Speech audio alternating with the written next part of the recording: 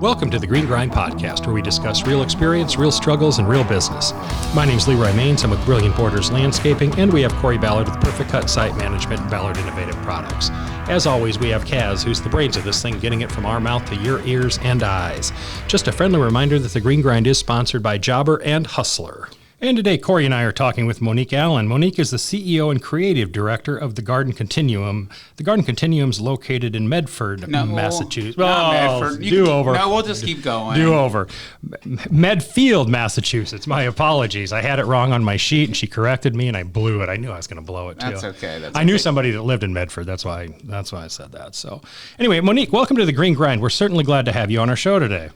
Thank you. I'm glad to be here, and I've actually enjoyed several of your episodes, so thanks for the work you're doing. I know you said it's like went from a passion project to a job, but thank you for doing the job. Yeah, we appreciate that. We do enjoy it. We get a chance to talk to a lot of business owners, and we've had some athletes on here and insurance people, and really it's been fun, and we also get a chance to learn from other people as well, and it certainly helps Leroy run his business better. Yeah, it certainly is much better, and I need that too. So absolutely. Monique, could you tell us, just our listeners, so they know who you are, a little bit about you and your background, please?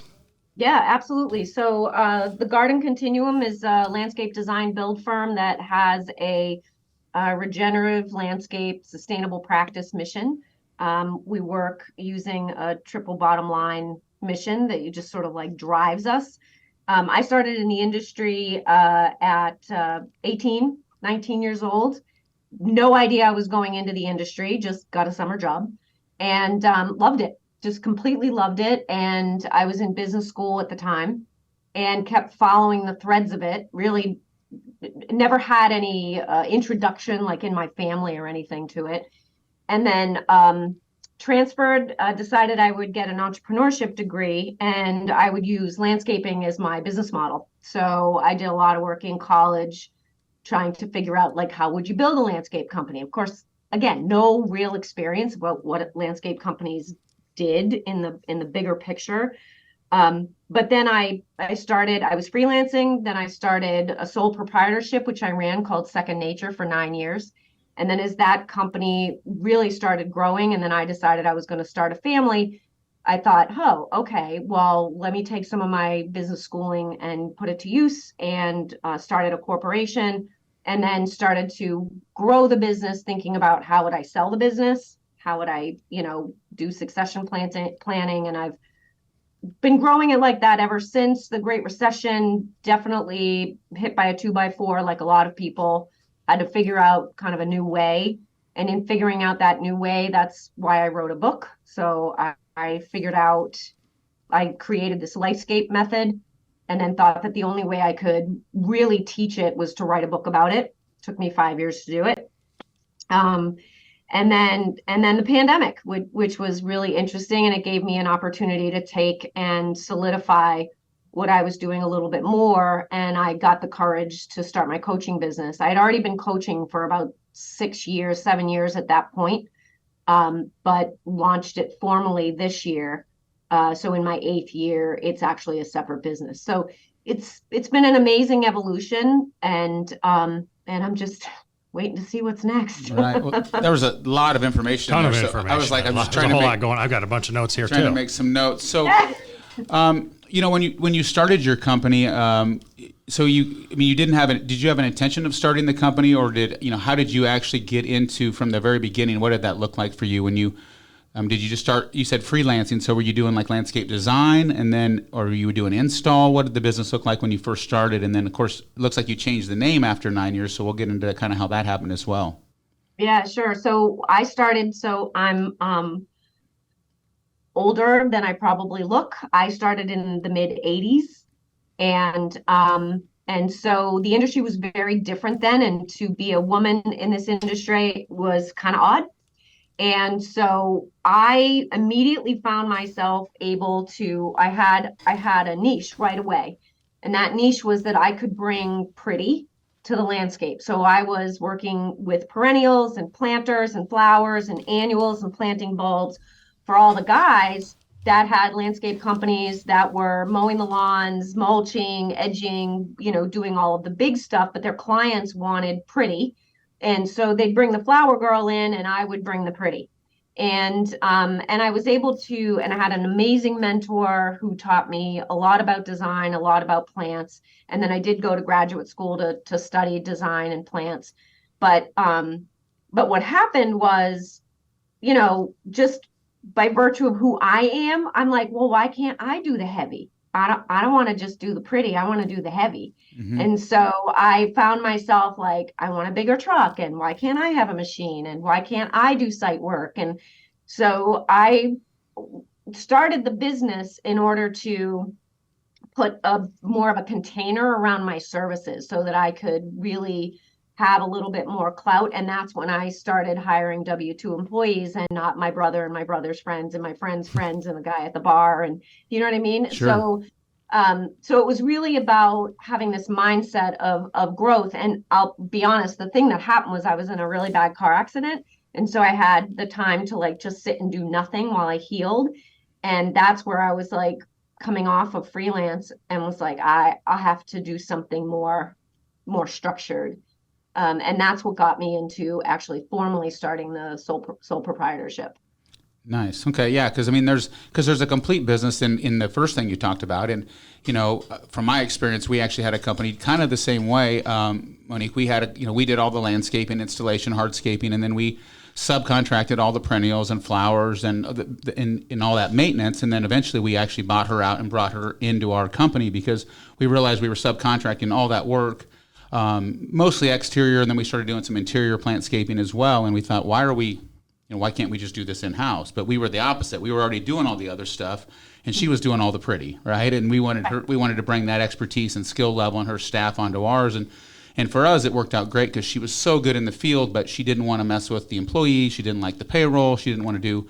She's like, I'm not good at that stuff. I want to just do the pretty, right? And so that worked out really good for our company, and she was with us for 17 years and before she actually retired, and Wow. was amazing for us. But yeah, that was it. So it was kind of the opposite. So Monique, Yeah. when you got into the heavy stuff and doing the bigger types of things, was that a big transformation for your company? I mean, did you have to think differently about I'm sure you probably had to think differently about how you market jobs and how you bid jobs and those types of things. As a female, did you have problems bidding those types of things based on like respect from people? Did you feel you were maybe disrespected as a female doing those, trying to break into a man's field, I guess, for lack of a better word? Not necessarily it is a man's field. It's a really good question and very well put. Not an easy question to ask, but so my father's an immigrant from the Middle East, and so I was firstborn, and my father was self-employed, and so I was around self-employment really early. My father was also brutal, so I was around toughness really, really early, and so for the most part, it didn't faze me. And I'm small, but I can get big in personality really quickly. And so initially, I think my response to that was, you don't mess with me. You just don't, right? And I would come big and I'm not at all like that now, but that was a lot how I dealt with it. Like, I'm going to be just as tough as you are. And, sort of put on that tough skin. And, in hindsight, it got me through a lot, but I would never tell a woman to go into the industry that way now. I've learned a lot about what's negative about that. But I also was able to very quickly find where the men were suffering. And I had a natural tendency toward compassion and the ability to say, I can help you with that. If we work together, I can help you make more money. If we're partners on this, I know that I can make this job flow better. We'll have a happier client, and then we can take the next step. And so I was really lucky to find people who wanted to hear that. And I live in the area where this old house is produced. And so at a young age, I got myself connected to a lot of the This Old House guys. And so I worked with several of them. And I worked with them on their homes. I worked with them on projects. They were amazing mentors. They expected me to succeed. They expected me to do well. If I had a question about how to learn something about equipment, how to learn something about a truck, they were forthcoming and amazingly helpful. So I think that for the most part, I went through it with these two sides, like I can do anything you can do. And I sort of got a little bit of a reputation for that, but then also had a little bit of that little sister energy, and people were just rooting for me and helping me. So, so I'm really grateful. I'm really grateful for the men I worked with, and there were some serious jerks in the mix. Sure. And I'm grateful for them too, because I learned what I didn't want to be around. Yeah. Right. I think it's great. I love the, I'm going to go in like a tough guy mentality, but then you're smart enough to ask for help, that's where we as men fail. Yeah, we don't ask for the help. We just try to figure it out on our own and suffer for years. Absolutely. Monique, when you first started expanding your business, and you're obviously probably hiring men, especially when you started to get into the heavier stuff, and I assume landscape installation and those types of things, was that tough for you? I mean, I just think back, you mentioned like the mid 80s, was it tough to get men to want to work for a woman? Like, I know more than you, and there's just this weird stigma that goes with it. And now there's a lot of female owned landscape businesses today, and we'll get into that. I'm assuming maybe that's some of your consulting as well. But I just kind of think about, like, even when I was really young and trying to hire people that were much older than me, that was even tough as a male. I'm thinking as a female, trying to hire men that have this experience, and they're operators and they know how to hardscape. Was there a struggle with hiring people in the beginning, I think there was less of a struggle in the beginning than there is now. Okay. So couple of things. First off, where I got pushback often was male clients versus male employees. So I would get things like, I would come to the door and I would get the look up and down, and then, oh, you're a young thing, or you're so little, like literally. I actually once had a client reach over and grab my cheek and do one. Oh boy. Wow. Was like, you're so cute. And I was like, oh, but I have a great right hook. So early on back in the day, we had like no rules. There were no rules. Like OSHA, we didn't think about OSHA. Sure. We didn't think, just no rules, right? So I connected with this really nice Guatemalan man, and he would help me. His name was Humberto, and he was just really cool. And he would work with me like 3 or 4 days a week. And if I was doing a project, I would say, hey, Humberto, I need some guys. You get me some guys. And so he'd be like, yeah, Miss Monique, I get you guys. And then, I would drive to Watertown Square with my pickup truck, and 3 guys would jump in the back, no seatbelts. Right. Seatbelts back then.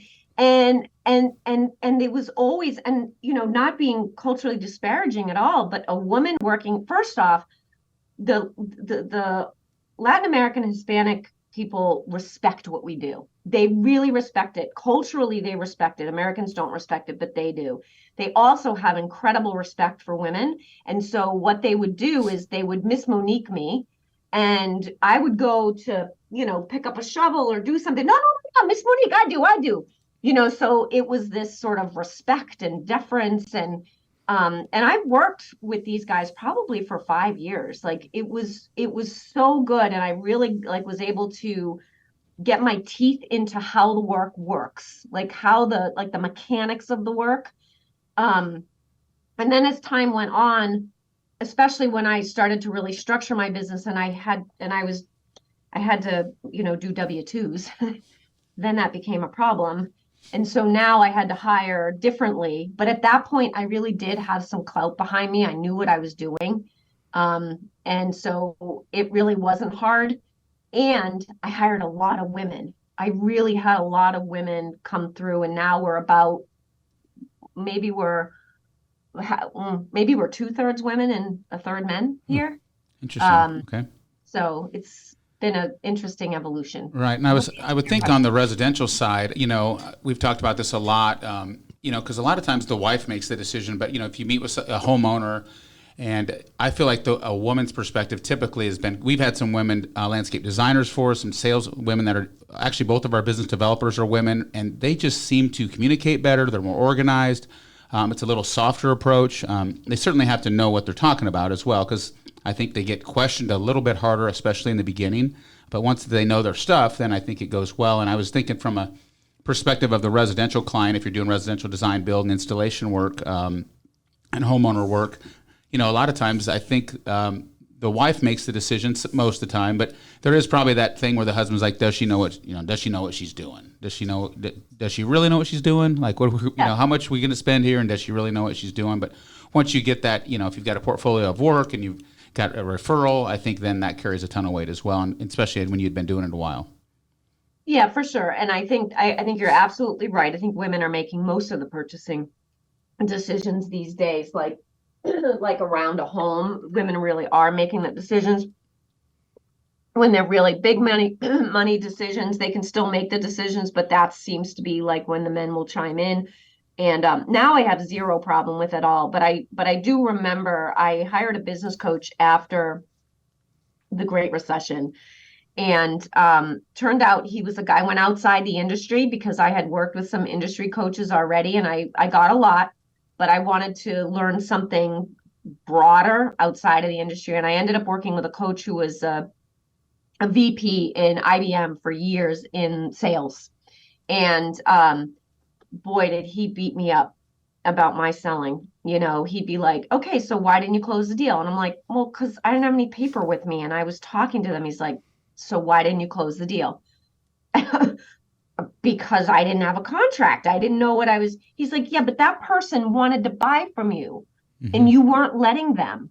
You walk away, all the heat, all the passion is done.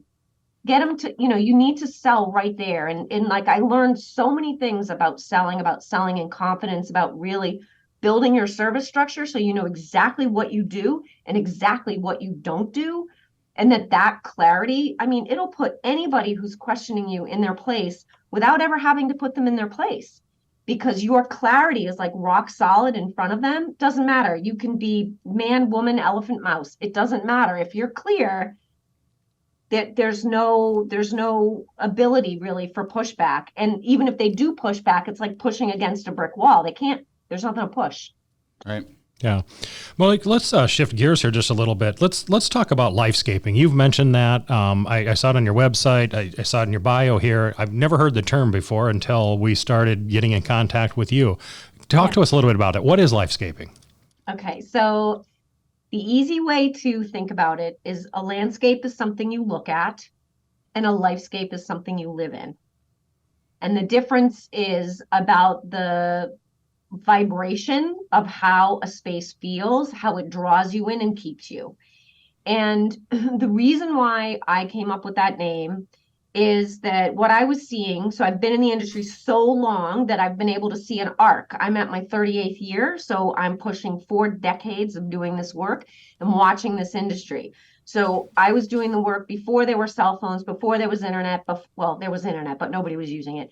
Before all the big box stores, and so the way we landscaped was slower. Everything was slower. Everything had more of a deliberate nature to it, because if you wanted to source a job, you went to 16 places, right? Or maybe you went to 8, or maybe you went to 6, right? Now you can go to one place and you can get everything, right? And so what I was seeing was like this uptick, this really fast production, which was creating 2 outcomes. One was deadscapes and the other was featurescapes.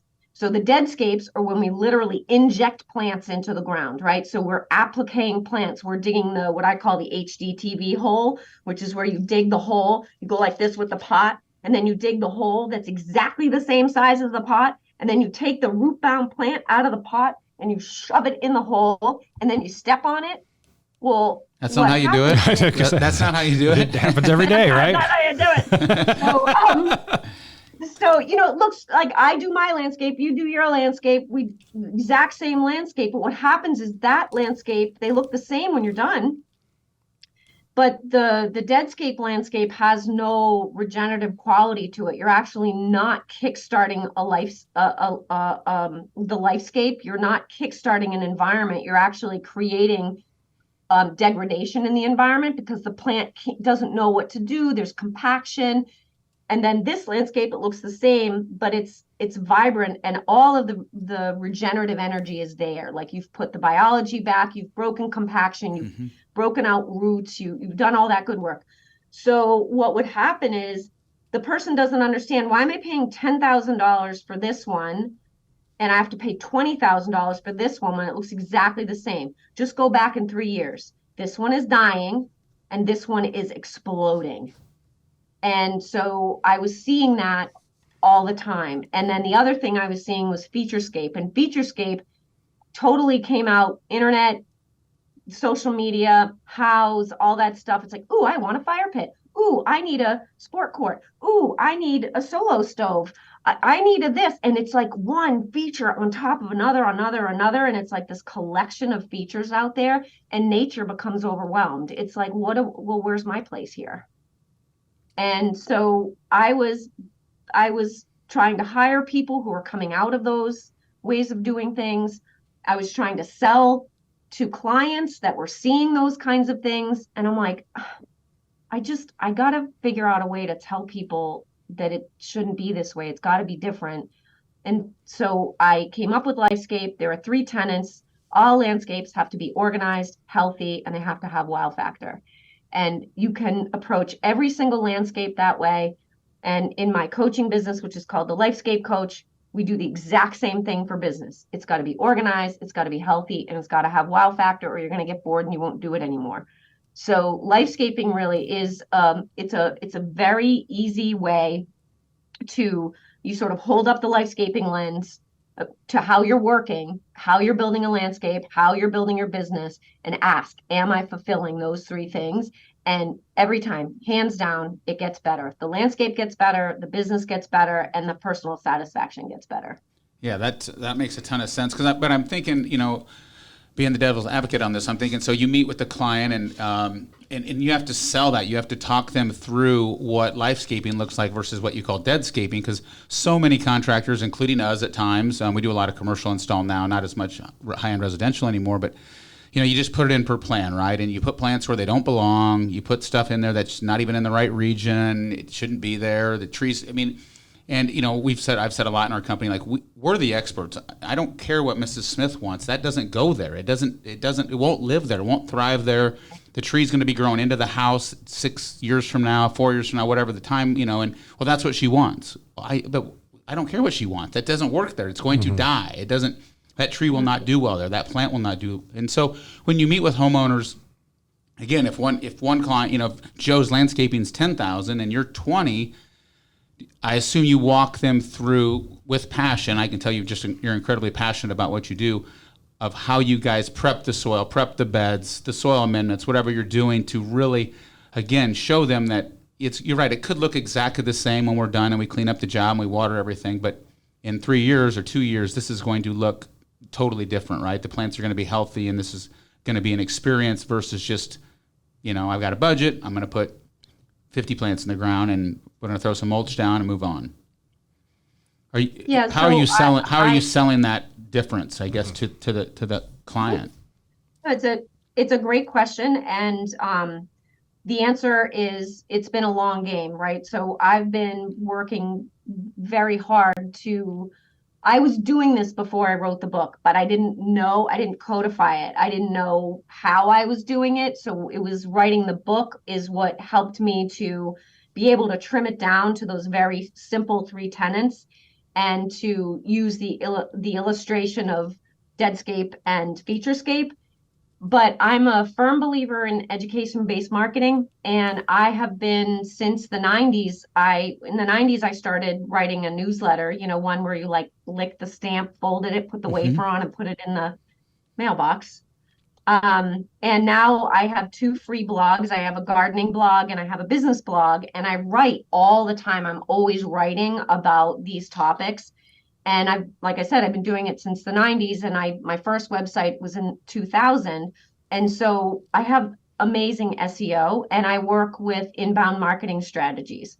So what I'm doing is I'm going fishing in a pool, pond, lake, whatever, that has my perfect fish in it, because I'm going to the lake that has my perfect fish, but I don't even have to fish. What they do is they jump out into my bucket. So because of the strategy of inbound marketing and writing and giving as much information as I possibly can away for free, what's happening is, and I also have like a whole lead engine. So there's a whole process of how the lead engine works.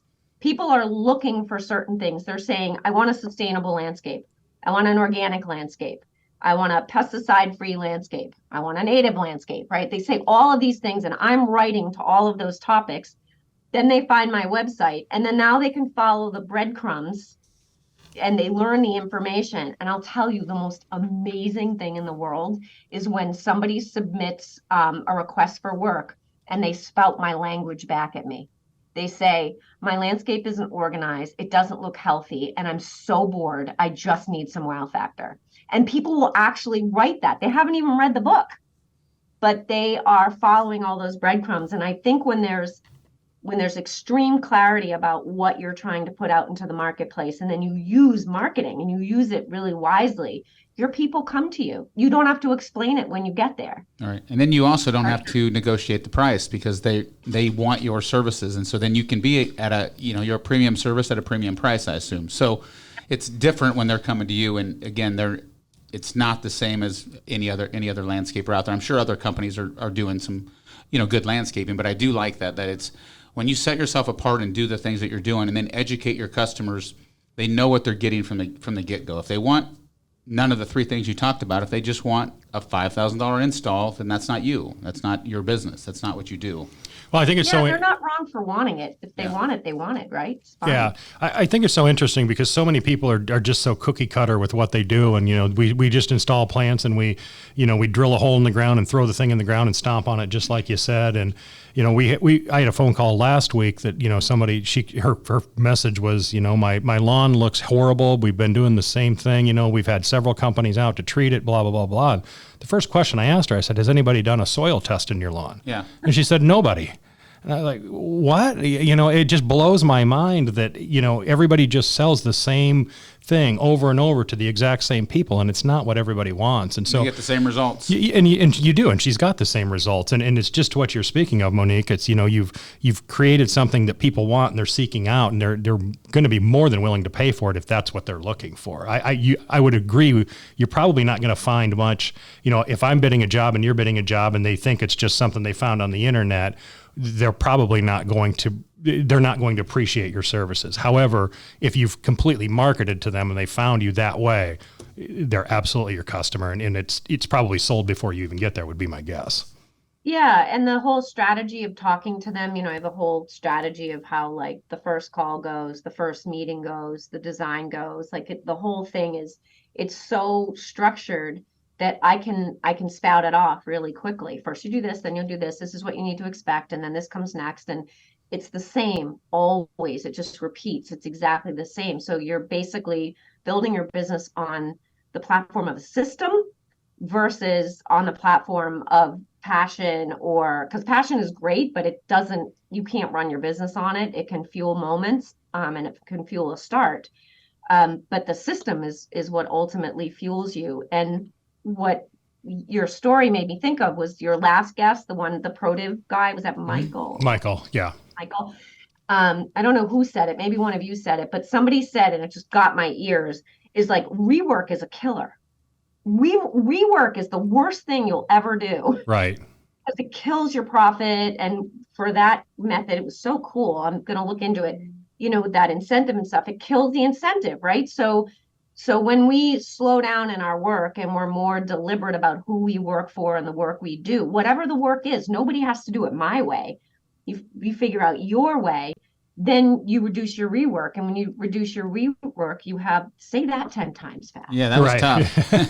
Rework. Yeah. So, yeah.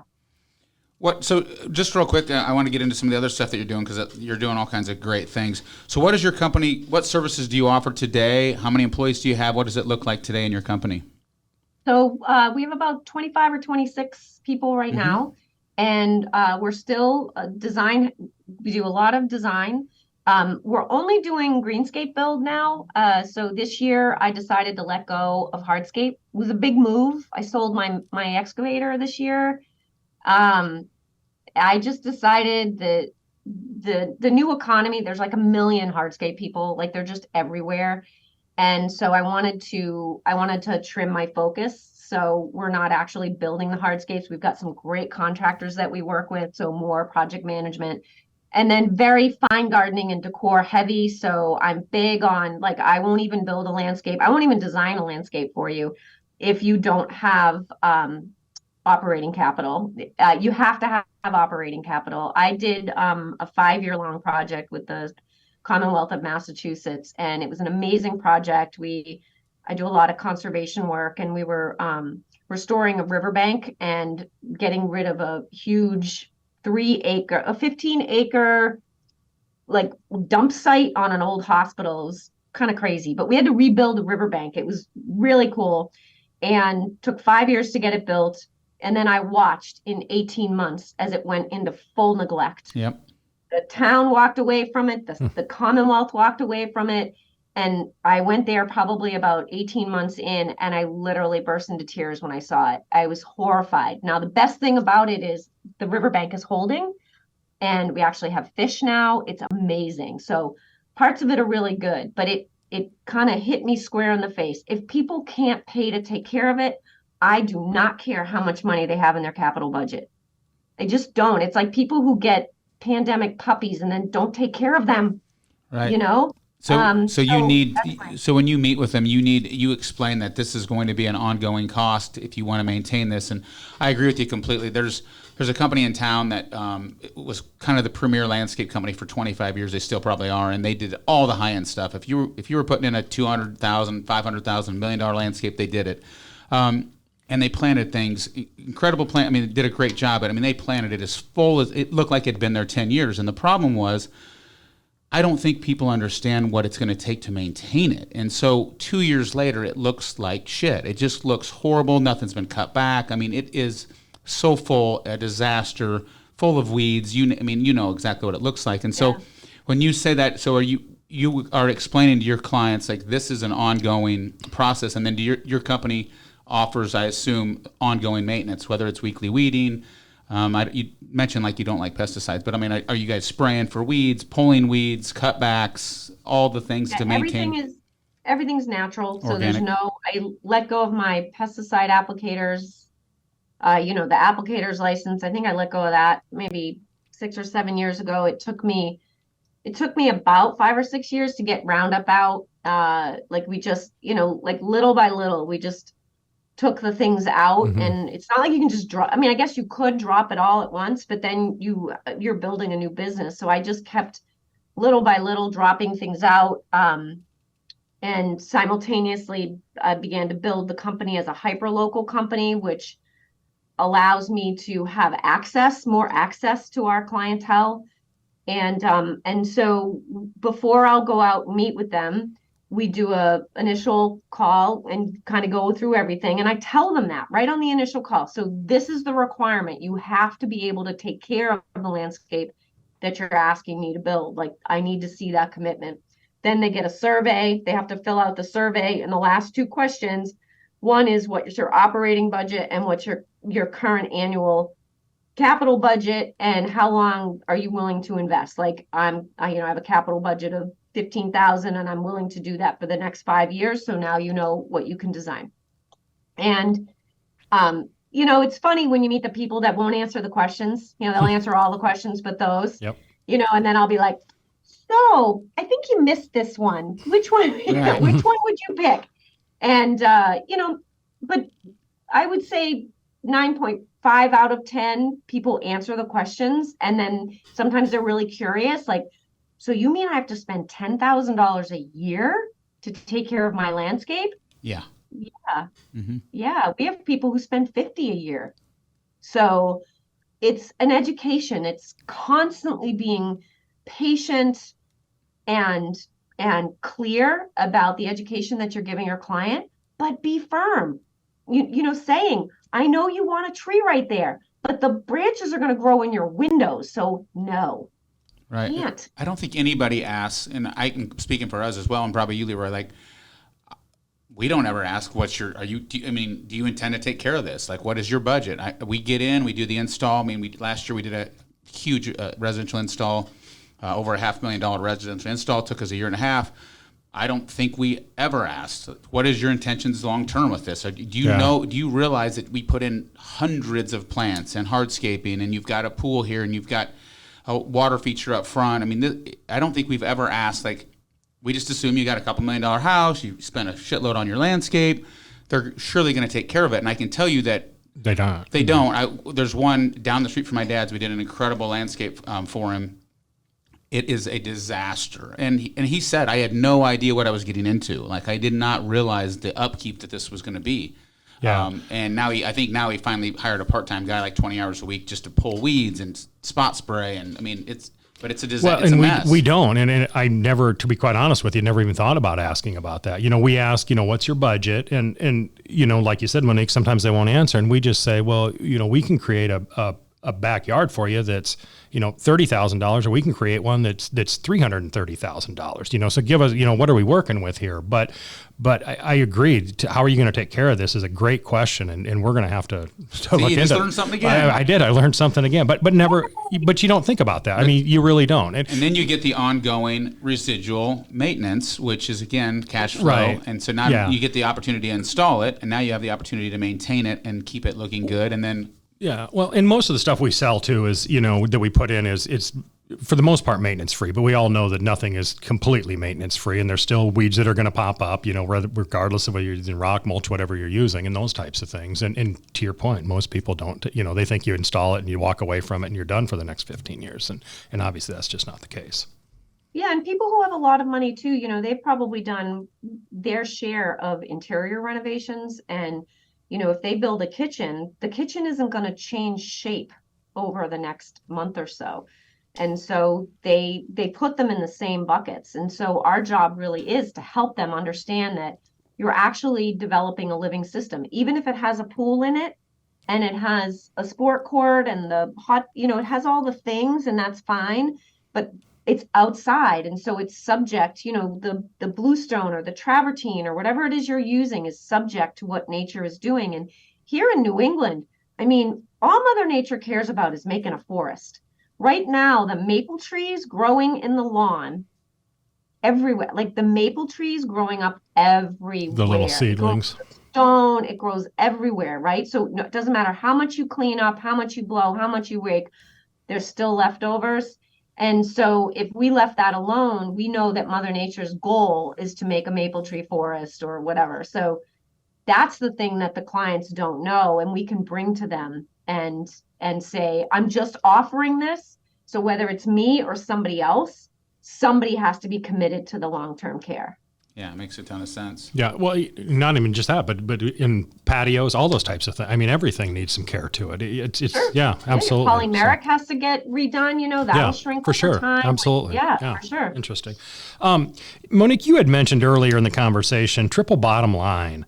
What is that and why is it important?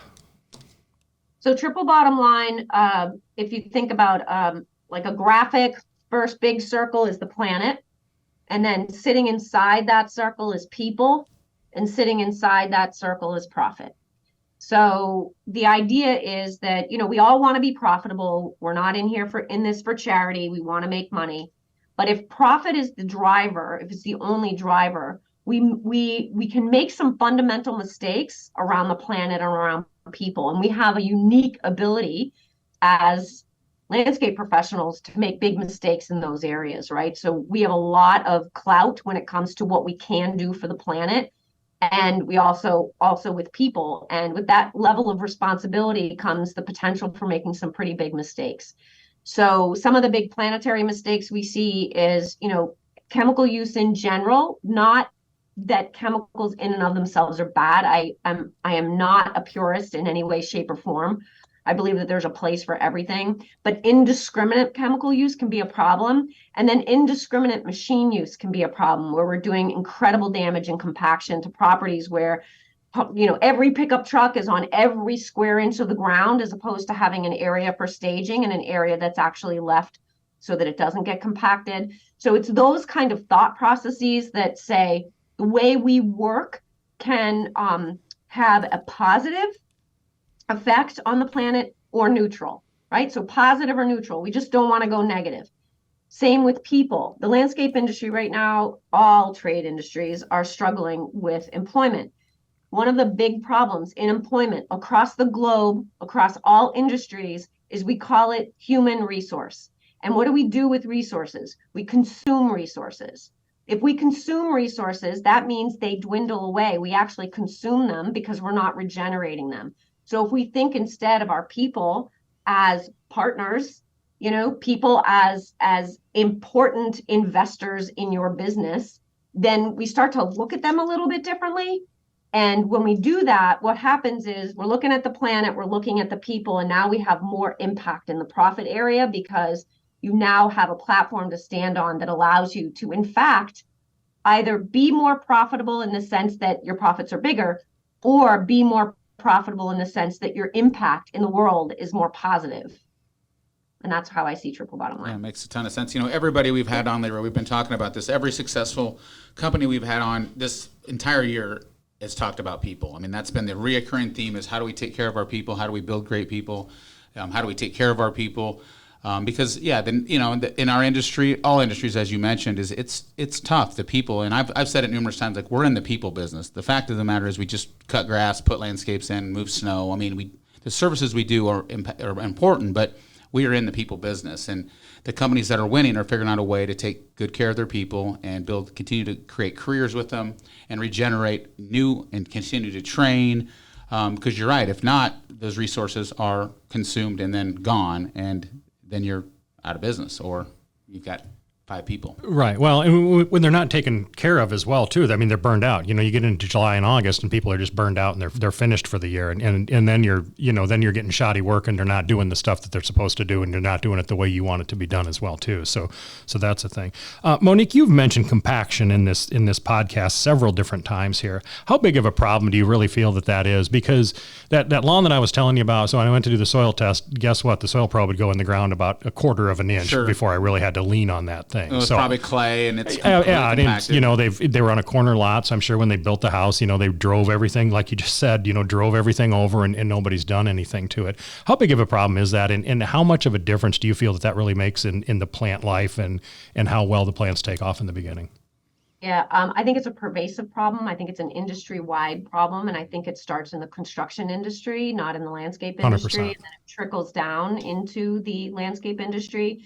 Landscapers tend to be more respectful of soil than builders do. And this isn't to call out builders. I work with a lot of great builders. I think people walk on the ground and they don't really understand that, under your foot is more life, is more living biology than anywhere else. Like, it's just so much in the ground, more than the oceans. And when we drive over it, repeatedly, park over it, stage over it, we're breaking that honeycomb, and it's you can't just fluff it up. It'd be like saying I'm going to crush wax honeycomb and then I'm going to go like this to it and somehow it's going to be better. So it's a pervasive problem, and so we treat that problem on every single property we go. It's one of the first things we're thinking about. So we're thinking about looking at the color of the plants. So again, that organization piece is, how do I feel in the landscape? Does it make sense? Is there balance? Is there symmetry? Are the weights right? But then we're looking for vitality. We're looking for health. And if something's peaked, bald, half dead, whatever, we are always asking the question, like, what's going on in that soil? And so often it's compaction. And compaction then creates chemical problems, right? Because now different nutrients can't move through, water can't move through, air can't move through. So it becomes this complex problem that continues to build.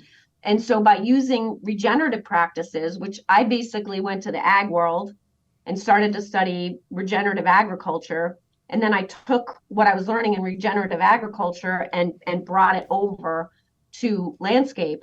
And now we're able to do all of these really cool regenerative practices from entire properties where we'll do regenerative practice to just a little slice that for whatever reason, it's where they built the addition and that area seems to be really compacted. And so we're just working on that area.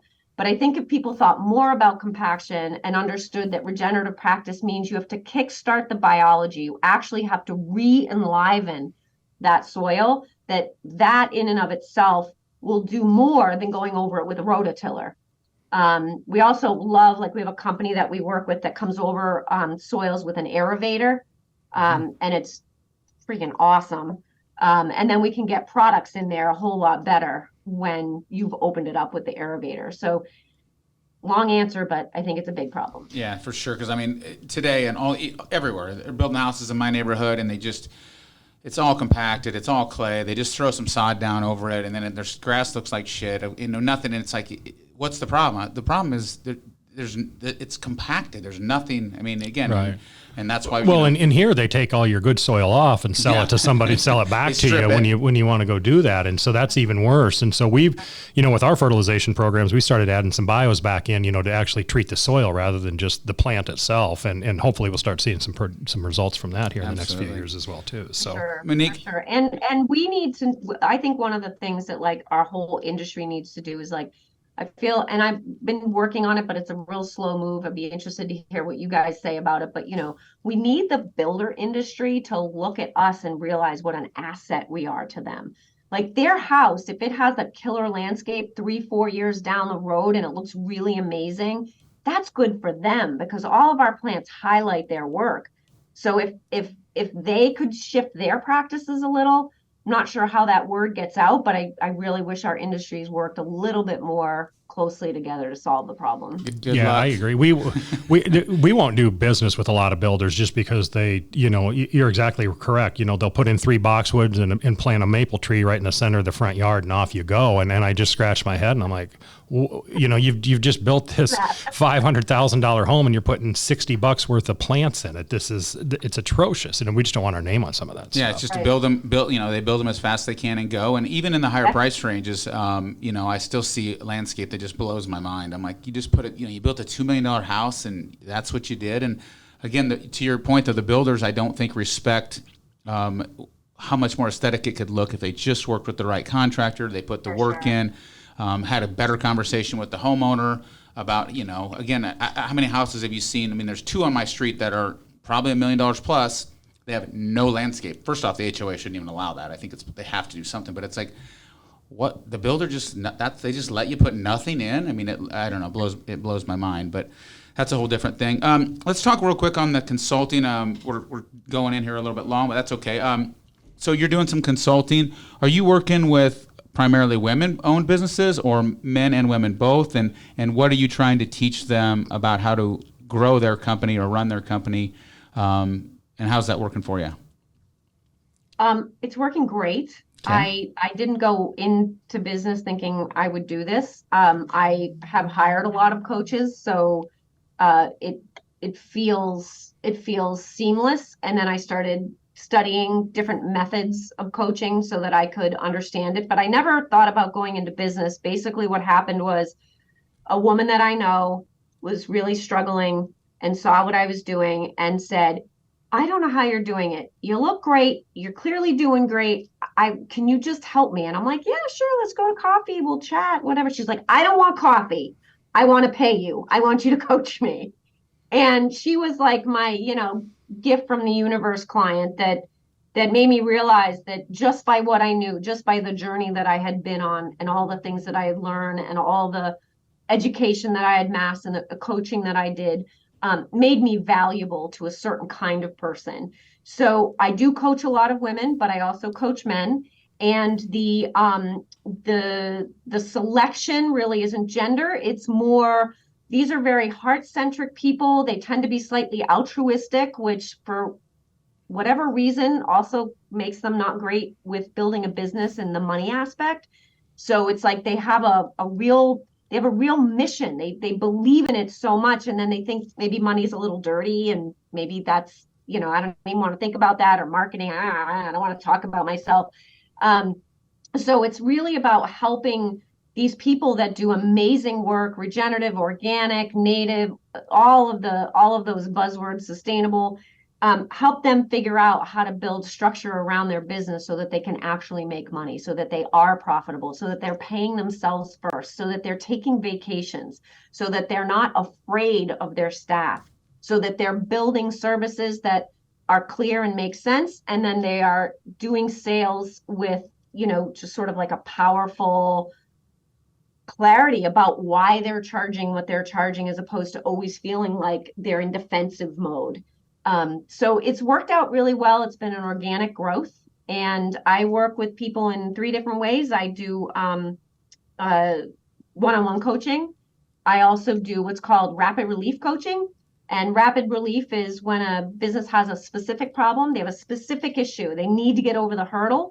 And we literally roll up our sleeves and we work together for a short period of time. It's 5 to 7 weeks.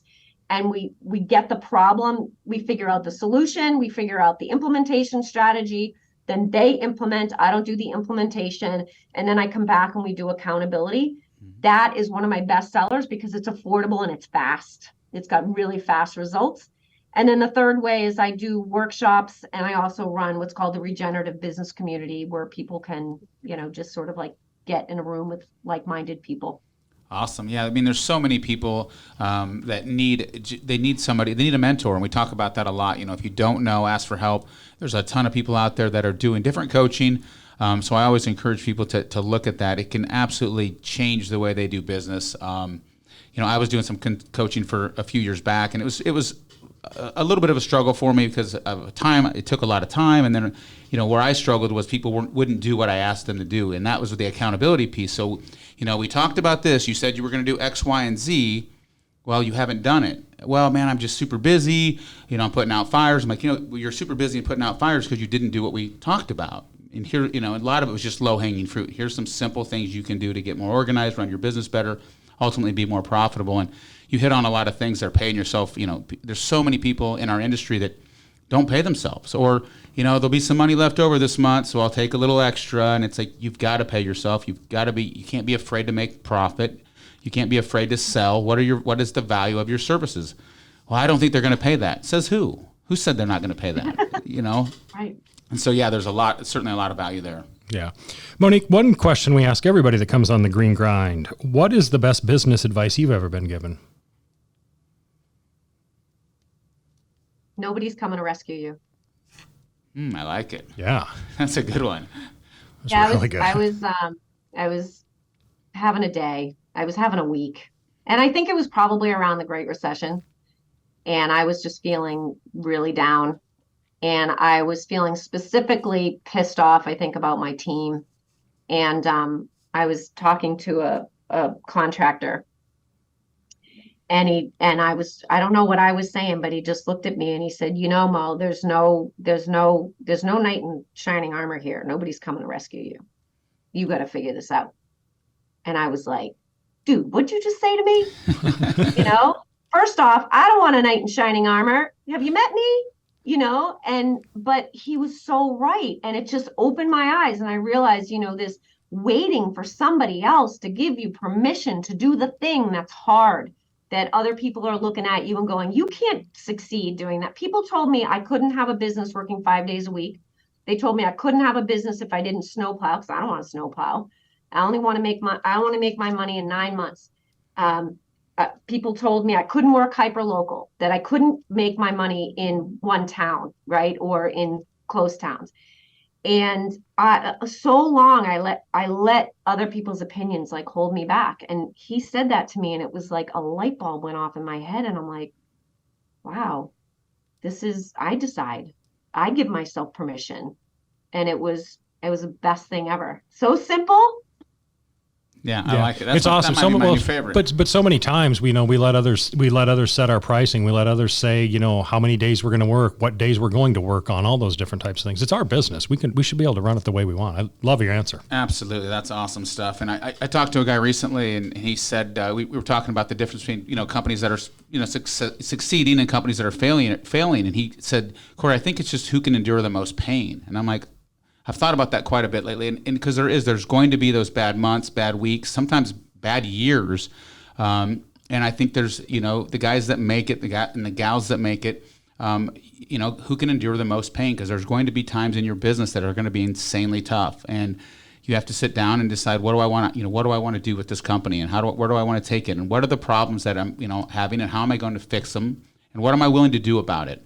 If you're not willing to do anything about it, then shut the doors and go work for somebody. And and that's the reality of it. But Awesome stuff. Monique, how can our listeners find you, your book, your website, your coaching? How can they get a hold of you if they want to look you up and figure out how to get in touch? So the easiest way to find me is to go to my website, thelifescapecoach.com. I have a shop there that has the book. It has I have this great course called the Landscaper's Freedom Formula, which is a good course. You can buy it section by section or buy the whole thing. And my company is the Garden Continuum, if you want to sort of check me out there, but you can get there from the Life-Scape Coach as well. And my happy social place is Instagram, Monique.Allen. Awesome. This has been a great episode. I love what you're doing out there. Guys, we drop a new episode of The Green Grind every Tuesday.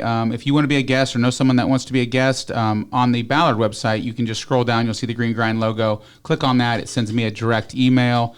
We certainly appreciate Jobber and Hustler for sponsoring us. Monique, man, we appreciate you spending an hour with us today. I love what you're doing out there, and I'm going to check it out. I think, LeRoy, I think you might have learned something today. Again. I learned a lot today, actually. And well, it's fascinating because we're talking about this in our business a little bit of being just a little bit different, and let's be unique and let's change some things up. And like I said, we need to, in an industry as a whole, I think we need to start taking better care of what's going on out there. And rather than just spraying a bunch of chemicals around and slinging fertilizer everywhere, we really need to crack down on that and watch what we're doing and pay more attention to that. And I think it's fascinating what you're doing. Absolutely. And just remember, it's incremental, right? So you have that thought, the thing that shuts it down is that you're like, I can't do all that. It's too much. What's the one tiny thing, right. A small win? That's it. Yep, absolutely. Creating that wow factor. I like it.